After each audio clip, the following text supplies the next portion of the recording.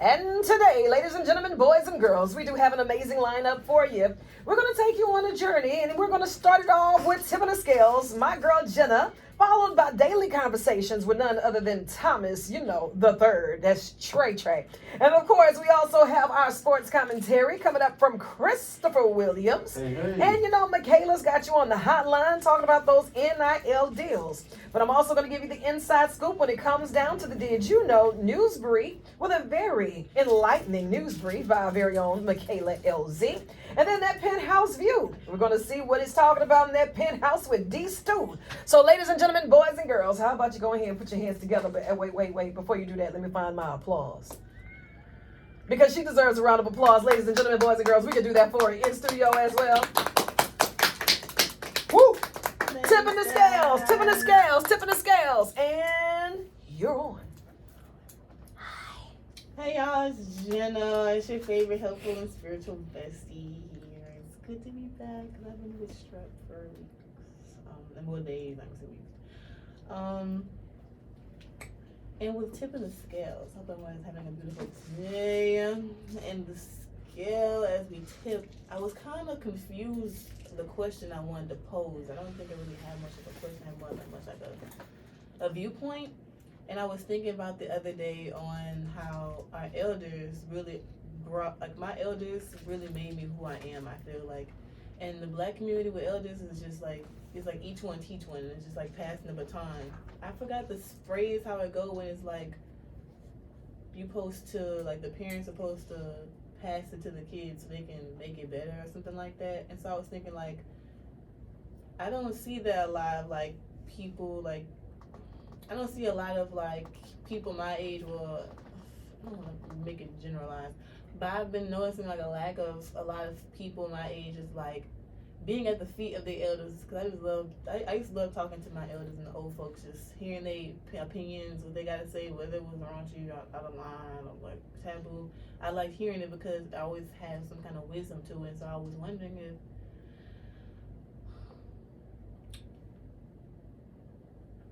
like, do you think our younger generation is like, I don't want to say equipped, but I guess, do you think our generation is equipped to even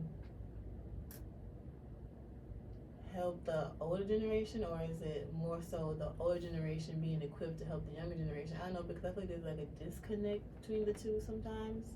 Like, I don't know if it's just like perception. Because people see like, oh, elders are just like, this person is, they don't know nothing, they just stuck in their ways. And some of them are. But then also, I think some of them also have really great gifts to share also. And I just feel like we're missing that community of like, I just love community in the black community of like passing things on and keeping traditions alive. Like, I just feel like no one's doing that. We both in the new generation, we're the new adults, and like, how are we bringing that up? I was saying, like, how, as the new adults, what are we doing to make sure that our place is solidified going forward and passing the baton down, making sure the baton that we have is used correctly? I don't know. These are questions that need answers. Anyone wants to tip the scales with Jenna? If I think I get the gist of your question, I think you're trying to say like us. Now that we're the new adults, what are we doing? So like, what kind of knowledge are we gonna be able to pass off? That's what you're trying to ask? Maybe so. Cause I was trying to get to understand the question. Because even the question has a disconnect. It's just like I just really feel like sometimes that, like growing up for me, okay, I guess I posed the question, like, when I was growing up, it's like, we had rules of like, you sit down, you're not supposed to be in old folks conversation. You can't do this, you can't do that. But like, sit down. Basically, when you come in the presence of old folks, you gotta take off your shoes and listen. And I feel like, and now it's not a lot of that going on. I don't know. I feel like it's such a deep reverence that was for elders, and I don't think there's that anymore. I don't know. Like, it's just something fun about being like, OG comes by the OG because they just knew things so much. Now it's just like, because I feel like that's because they had more time than us on this earth, honestly. Yeah. So it's and then I always look at it like it's that time frame that they came up in. That's how things were. So like Like most of the majority, like what your parents born in like the 80s, maybe 70s. My mom was born in the late 70s. My dad was born in the 80s, so kind of sort of. So you gotta think about when they was coming up that their parents was born in like probably like the 40s and 50s, and that was a whole different type of time. Like what was going on during that time. So it was a lot of struggle within the black community, just trying to not even uplift themselves, like trying to just be equal. So they had a lot of like tough love and stuff like that. So now with us, so like kind of in this generation, like of course we probably was still told like don't talk in when grown folks are talking and stuff like that. But now it's more of like speak out loud, like see what's on your mind and stuff like that. We don't like. You don't want to hear too much of that, stay out of a grown folks conversation. Like, it's some of that is still implied, but it's more of like, don't try to hush me. Okay. You know what I'm saying? When I'm trying to get my thoughts off, because it's like, with the whole mental health thing, since that's a whole big thing now, is like, you don't want to, if a child has something on their mind, you don't want to just stop them from talking. Because it's like, their feelings matter no matter what the age is. Very good. Questions that need answers. We got my girl Jenna B tipping the scales. Awesome job. And of course, we got none other than Thomas Walker III in the hot seat up next. And we'll be playing musical chairs because as she had him in the hot seat, Christopher Williams, you need to make your way on around to this hot seat. Musical chairs, musical chairs. Now, Thomas, you've been bringing a lot of heat to these microphones, right? And I know that you've got questions that need answers with daily conversations. So ladies and gentlemen, boys and girls, I need you to point your direction now to none other than Thomas Walker III with Daily Conversations. Wait a second. He deserves a round of applause. And you're on. What's going on with y'all, man? It's your boy Thomas Walker. We back.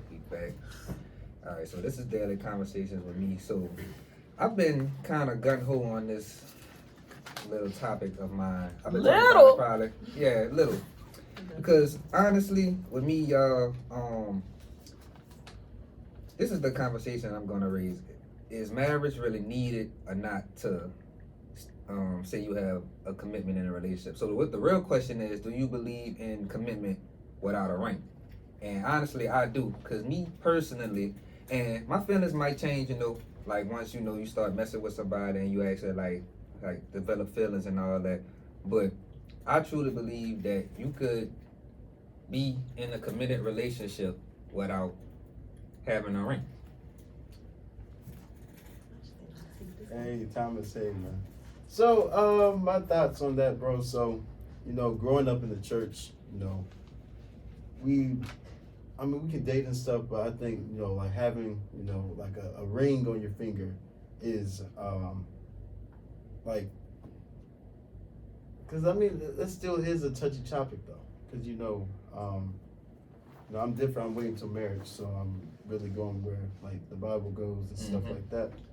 And, so basically like when I have a ring on my finger, that's my wife or, that's my significant other. So, but it's different, it's different for everybody. It's not like, I'm not trying to force on anybody because everybody's different. And, just, yeah, man. So that's really what I got, bro. Yeah, I'm actually happy that you did touch on the topic of God and the Bible, because every time I bring up this conversation, when people try to get their point off on that, ooh, like I got you there, they like to bring up the Bible, and they like my partner even asked me like, are you Christian? Are you Baptist? And my thing about it, like I asked him, I was like, okay, since you doing that way, a lot of us done had sex before we was supposed to, you're not supposed to do that until you get married. That's what the Bible says, you know what I'm saying? So and his reaction was like, well, all of us commit sin, so if we go do anything, you gotta do at least one right. And I'm like, no, if you a Christian or whatever, you're supposed to believe in what you believe. So, right. So everybody's not perfect either. Right. You know what I'm saying? So when I hear stuff like that, it's just be like, I don't like when you try to bring God into this, when it's like nobody. Well, I'm not gonna say nobody, but certain people, like I said, like everybody's not following the path of the Bible. You know what I'm saying? So if you're not gonna do this, what's wrong with me deciding that, okay, I still have this love, this I don't even know the word. Like it's It's love for your significant other. that, Yeah, you know, yeah. I just don't believe in, you know, signing a paper saying that, you know, Right. we're legally together. Now touch on that. You know, like with the financial issues. You know, or maybe like a kid involved, and I can see if the woman, or I don't know, if you gay, bi, straight, I don't care, but during that thing, so if that's involved with that, then I can see why you don't want to get married, because sometimes people just get married because of the fun of it, or they see their friends get married or something like that, and you know, it's really a touchy topic, man, and I'm really loving your feedback. So yeah. I mean, it's just something I really thought about. It popped up in a conversation one time when I had with somebody, and it really had me thinking. It's like, you know, you like, for me personally, for what I've seen, and I've had people like in my family. I had my uncle, and you know how it be when like your uncle get married to somebody, you call them auntie or whatever. Yeah. You know what I'm saying? That they was together. Yeah. They was together for 25 years. You know what I'm saying? Like, bought a house together, had children. You know, they stayed in that same home for 20 years until they moved or whatever. But you know, they always raised the question, and of course I was young and stuff like that, so it never really mattered to me until I got older. But they always got raised the question like, why y'all never got married? Why y'all never got married? You know, and me now thinking about it, it's like, I mean, when you have two people that deeply understand each other, know where they're at in life, and know what they mean to each other, you know, you don't really. I just feel as though that they felt as though, like, you know, they didn't really need to say, oh, we needed a ring to say we need a commitment with each other. But there are things like legal matters, such as, like, you know, like everybody like to say, like, say if they're on their deathbed or something like that. Mm-hmm. You can't give over power to you because, or whatever they want to do with their life, because, you know, you're not legally together. Yeah. You know what I'm saying? Yeah. Because you're not their husband. So it's stuff like that that makes, I think, you don't really think about it, but psychologically, that's what gets you to, you know, want to put the ring on a finger just because, you know, like, Everybody else is doing it. yeah. And then I'll touch on this, man. Like, a lot of people, they see that as the norm, but I see, if you really love a person and you pray to God that this person comes to your life, right? I feel like it's going to be all right. But see, everybody's different, so yeah. All right, man. That's Daily Conversations for the day, y'all. Thanks for tuning in. Questions that need answers. We have none other than Daily Conversations with Thomas Walker III. Awesome job. Now we're going to play musical chairs with Thomas, and we're going to swap out with Michaela, because Michaela will be on the hotline, following none other than Christopher Williams with his sports commentary. So ladies and gentlemen, boys and girls, get ready to buckle your seats. There's absolutely no telling what's about to happen as he unfolds or unwinds or unravels on the Inside Scoop with his sports. But I tell you this, he definitely deserves a round of applause. So ladies and gentlemen, boys and girls, please put your hands together for Chris Williams.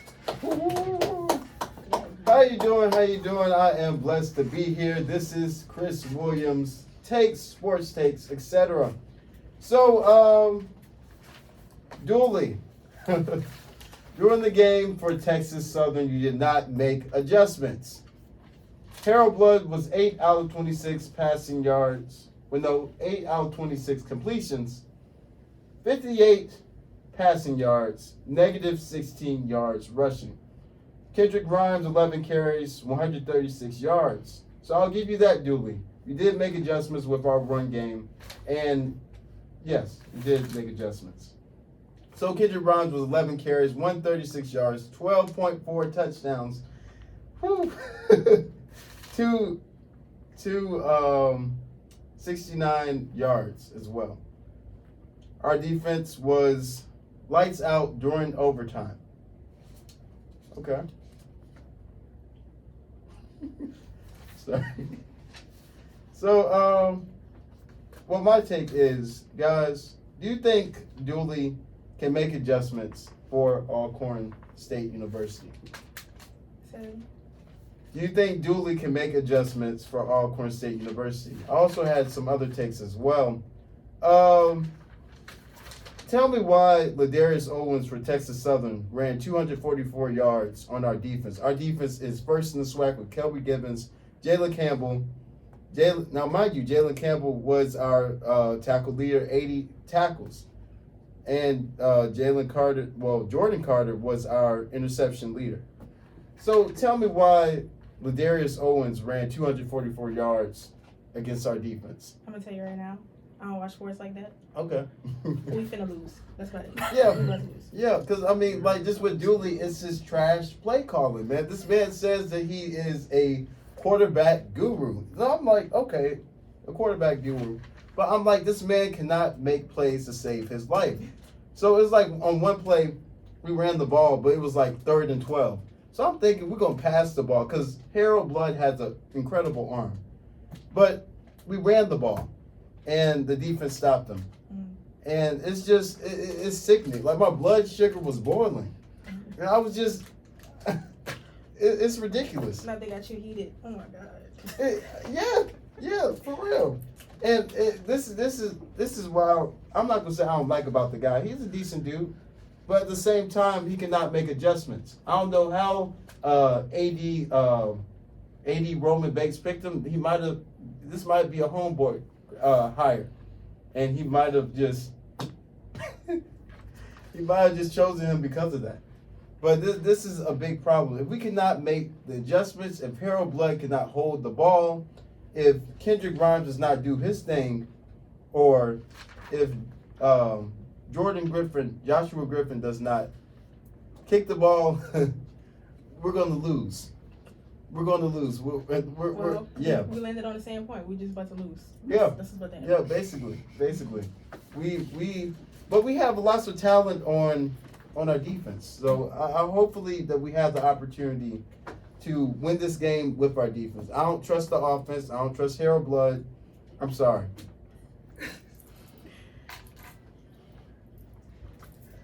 This has been Chris Williams with Chris Sports Topics.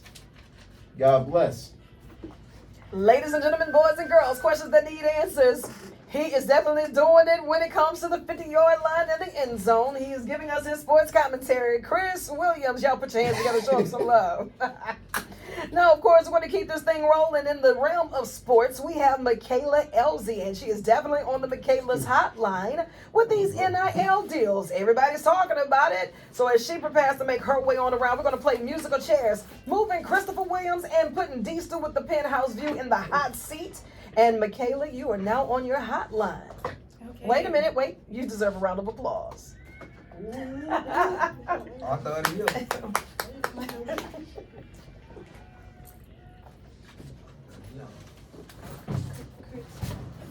Okay, welcome back to Michaela's Hotline. Of course, I'm your host, Michaela, here to talk about your hottest questions. Today's topic, NIL deals. Now, I don't watch sports, but I do know money.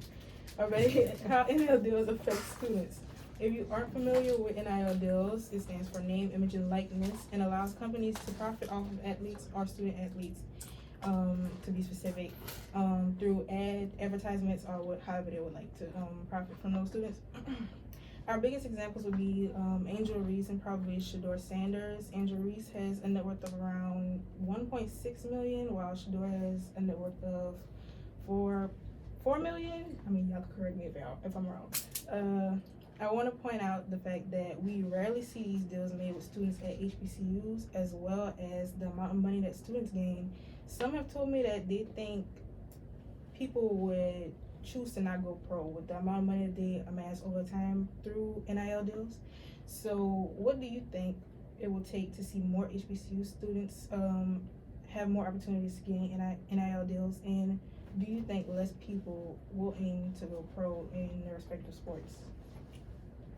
So how y'all doing? It's D-Stu with the Penthouse Podcast. And when it comes to NIL deals, for HBCU students, it's not so much as HBCU students can't get them. It's more of the fact that superstar players don't go to HBCUs. Because a lot of these kids, because personally I have a few friends that play college ball and they have NIL deals. And it's not major deals. It's not like Nike and all the other stuff these other kids are getting. But what people fail to realize is that these NIL deals don't come just because you're in college. These NIL deals come from what you did before you got to college. A lot of these kids that have the major NIL deals are kids who were household names in high school, kids who were selling out games at their high school, that was putting their high school on the map. A lot of kids that go to HBCUs mostly are transfers from other schools who, I don't want to say couldn't make it at high major D1s, but kids who couldn't make it at high major D1s, they come to these HBCUs and they look like superstars, they look great, but if you look at their paper trail, they probably came from a big name school, didn't do much, came to a HBCU and now they're the man. Now, it's, when it comes to that, it's like I said, it just depends on who you are, if you're a superstar or not. And that's really what sums up NIL deals. You look at Shador Sanders, Deion Sanders' kid, but other than that, he's actually a superstar quarterback, African American quarterback at that. So he gets those deals along with his daddy's fame with that. Angel Reese, she did something that you haven't probably seen since Lisa Leslie or Candace Parker. She's one of the most top female basketball players right now. And when it comes down to like kids not wanting to go pro, it is true, because a lot of kids are looking at, like Angel Reese, she literally said, why would I go pro when I'm making more money than pros right now? Right. And that's why she's back at LSU for another year. And I mean, I think that's a different topic when it comes to women athletes, because overall they get paid less when it comes to professional sports. So I think it would be better for her to stay where she's at right now. Yeah, definitely. And all she's literally going to do is, like I said, NIL deals and deals in general come from how good you are as a player and how good you look while doing it. So the longer she stays in college, the longer she stays healthy in college and produces good basketball play in college, she's gonna keep going forward and become big. And if she doesn't go to WNBA, then that's her decision. But I would say that these NIL deals, the kids who are getting NIL deals from major brands and major companies, that would probably affect the future for a lot of these kids, because like you just said, like once you start seeing that you're making more than what your future job is, you kind of lose interest in your future job, because you're only doing that job, one, for the love of it, but we all know what you're getting to the league for. You're getting to the league for the money, for the bag. So if you're getting the bag and you're not even in the league, you're just gonna look at it as, well, I got what I wanted. So at that point, it just depends on if you still love the game. And if you love the game, you're gonna keep playing. If you don't, you're gonna stop and just settle with what you have. All right, thank you for calling in today, D Stu. It's time to end these calls. Great job, Michaela LZ. Got you on Michaela's hotline talking about these NIL deals. D Stu giving us the penthouse view, and I tell you what, he got next. Now, when you say he got next, he's going to help us amplify those hidden voices. Now, you've got questions that need answers. He got voices that needs to be amplified. Whose and how is the real question. Welcome, ladies and gentlemen, boys and girls, to the Penthouse Podcast with your host, D Stu, who deserves a round of applause. Here you go. Thank you. So today, well, actually, let me start off. What's the deal, y'all? It's your boy D Stu kicking it here in the Penthouse. And today's topic is amplifying hidden voices. And today we're here to talk about a group that's kind of making a little ruckus, making a little noise right now in the industry, called Concrete the Label. The label is owned by quality control artist Lil Yachty. The artist signed to the label are Camo, Draft Day, DC2 Trill, and a girl that's been taking the rap game by storm named Caribou. Recently they performed an On the Radar freestyle that's been getting heard around the world. Even though the flows are the same, the lyrics aren't, and that's what makes the group stand out. The one that stands out the most is Caribou. She's not your typical female rapper. Her rap style is calm and lethargic and has the vibe of most male rappers such as V's, Baby Smooth, and Babyface Ray. Personally, I prefer that style of rap because I feel like it suits my personality more, and it makes it easier for me to connect with the artist and with the story that they're telling through the music. Along with recognition that Caribou is getting, she also was recently signed to Quality Control with the help of Lil Yachty and the rest of the team. As for the rest of the group, I see them going far in the underground rap game and even becoming mainstream when the time comes. DC2 Trill and Draft Day are next on my list of who stood out the most during the cipher. During DC2 Trill's verse, the rest of the group was swaying back and forth, snapping their fingers while the smooth operator took us on a trap journey through saxophones and melodic tones. If you guys happen to be on YouTube, go and check out the Concrete Freestyle. You will not be disappointed. Amplifying those hidden voices, got questions that need answers, and highlighting those who are definitely making hot waves. Y'all put y'all hands together for D Stu in the penthouse with that penthouse view. And the crowd goes wild. Now, you know, everybody's always bringing that heat. But I tell you this, we have wrapped up the month of October. Being that this is November 1st, it has been a very long month. And of course, we raise awareness for a lot of things, from breast cancer awareness, lupus awareness, down to domestic violence awareness. And of course, we're going to put our hands together for our very own Michaela LZ.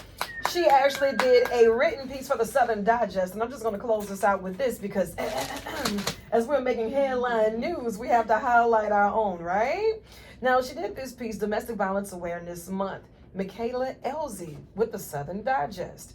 The end of October marks the closing of Domestic Violence Awareness Month. The movement's origin began October of 1981 and was created by the National Coalition Against Domestic Violence. Now, the month is filled with purple, a color that symbolizes survival and strength, with intentions of uplifting victims of domestic abuse and helping shed light on the usually silent killer. I want you to know that although October is nearing its end, victims of domestic violence still deserve to be heard.